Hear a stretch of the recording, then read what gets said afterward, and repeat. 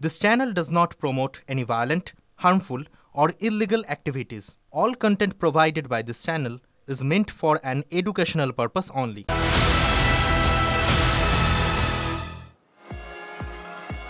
লাগাতার যে বড় খবর আমরা নজর রেখে চলেছি, তৃণমূল বিধায়ক জীবন কৃষ্ণ সাহা তিনি সিবিআই এর পর এবার ইডির হাতে গ্রেপ্তার।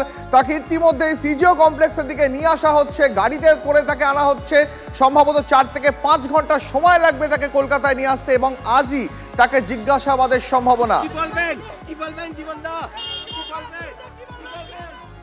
আমাদের সহকর্মী সুজয় এই মুহূর্তে সিজিও কমপ্লেক্স থেকে রয়েছেন। সুজয়, আমরা বারবার দেখতে পাচ্ছি একই ঘটনা পুনরাবৃত্তি হচ্ছে। এর আগেও তিনি মোবাইল ফোন পুকুরে ফেলে দেওয়ার চেষ্টা করেছিলেন এবং আজকেও দেখা গেল একই চেষ্টা তিনি করলেন, মোবাইল ফোন দুটো পুকুরে ফেলে দেওয়ার চেষ্টা করলেন। কেন? এই মোবাইল ফোনে কি গুরুত্বপূর্ণ এমন তথ্য লুকিয়ে রয়েছে বলে তোমার মনে হচ্ছে?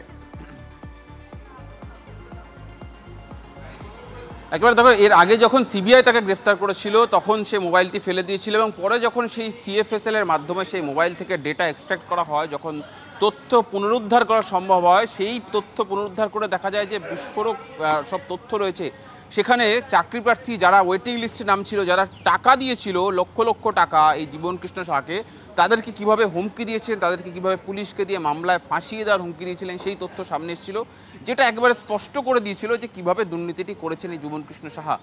আবার মোবাইল ফেলে দেওয়াতে তদন্তকারীদের একাংশ মনে করছে, ইডি মনে করছে যে এই মোবাইলেও সেরকম কিছু তথ্য থাকতে পারে, একই সঙ্গে আর্থিক লেনদেন সংক্রান্ত তথ্য থাকতে পারে। জীবন কৃষ্ণ সাহা হয়তো আমাদের সঙ্গে থাকো, একটু সঙ্গে থাকো। আমাদের এই মুহূর্তে ভরতপুরের তৃণমূল বিধায়ক হুমায়ুন কবির আমাদের সঙ্গে রয়েছেন। হুমায়ুন বাবু, আমরা দেখতে পেলাম জীবন কৃষ্ণ সাহা সিবিআই এর পর এবার ইডির হাতে গ্রেপ্তার, তাকে কলকাতায় নিয়ে আসা হচ্ছে। আজও তিনি মোবাইল ফোন পুকুরে ফেলে দেওয়ার চেষ্টা করেন, কেন? কি লুকোচ্ছেন তিনি? দেখুন, সে এমএলএ হতে পারে, যে কেউ সাধারণ মানুষ হতে পারে। যখন কোনো ইনভেস্টিগেশন এজেন্সি তার বাড়িতে যায় বা তাকে জিজ্ঞাসাবাদের জন্য যায়, তার উচিত তার সাথে কোঅপারেশন করা, সহযোগিতা করা। কিন্তু জীবন কৃষ্ণ এর আগেও এই সম্ভবত 2023 সালে তার বাড়িতে যখন গিয়েছিল ইনভেস্টিগেশন এজেন্সি, তখন সে ওই ধরনের করেছিল, যারা তার নিজের দুটো ফোন পুকুরে ফেলে দিয়েছিল এবং এটাকে বলে যে তার বিরুদ্ধে কোনো অভিযোগ থাকলে তাকে ফেস করা উচিত, সামনাসামনি তাদের সেই সব এজেন্সিকে কোঅপারেশন করা উচিত বা তাদের সামনাসামনি হওয়া উচিত।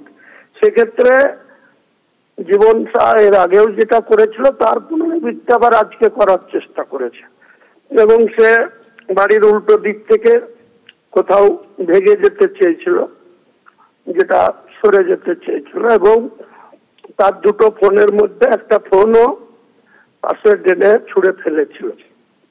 স্বাভাবিকভাবেই যে সমস্ত এজেন্সি তার ইনভেস্টিগেশনের জন্য যায়, তারা আরো বেশি তার প্রতি সন্দেহর বা যে কারণে যায় সেটা আরো বেশি তাদের কাছে গুরুত্বপূর্ণ হয়ে ওঠে। তাই সেখানে তার নিজের এই চলার যে ভঙ্গিমা বা তার যে ঠাকুর ঘরে কে আমি তো কলা খাইনি, এই আচরণের জন্য তাকে আরো আগেও অ্যারেস্ট হতে হয়েছিল। মহামান্য সুপ্রিম কোর্টের নির্দেশে সে জামিনে ছিল।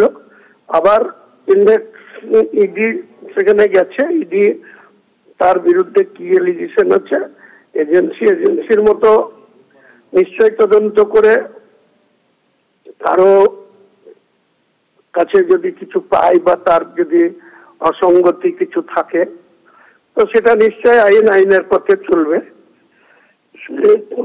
দলের বিধায়ক না কি সেটা বড় বিষয় না, বড় বিষয় হচ্ছে যে অন্যায় এবং যে কোনো এজেন্সি যে কোনো কারো কাছে যদি তার বিরুদ্ধে এলিগেশন থাকে, হুমায়ুন কবির হতে পারে, রাম শ্যাম যদু মধু যে কেউ হতে পারে, তাকে যার বিরুদ্ধে ইনভেস্টিগেশন যাবে তাকে ফেস করতে হবে, তাকে সামনাসামনি তাকে সহযোগিতা করতে হবে সেই সব আধিকারিকদের। এ না করে উল্টো করেছে।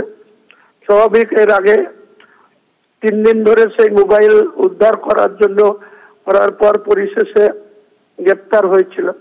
আজকে একই ঘটনায় বা কি কারণে একই ধরনের এই ধরনের আচরণ করার জন্য ইডি অফিসাররা তাকে কলকাতায় নিয়ে আসছে, নিশ্চয় কোর্টে প্রডিউস করবে। নিশ্চয়ই আমি বলবো যে কারো ইঙ্গিতে অন্যায়ভাবে কাউকে যেন ফাঁসানো না হয়। সে যদি প্রকৃত কোনো অনৈতিক কাজ করে থাকে।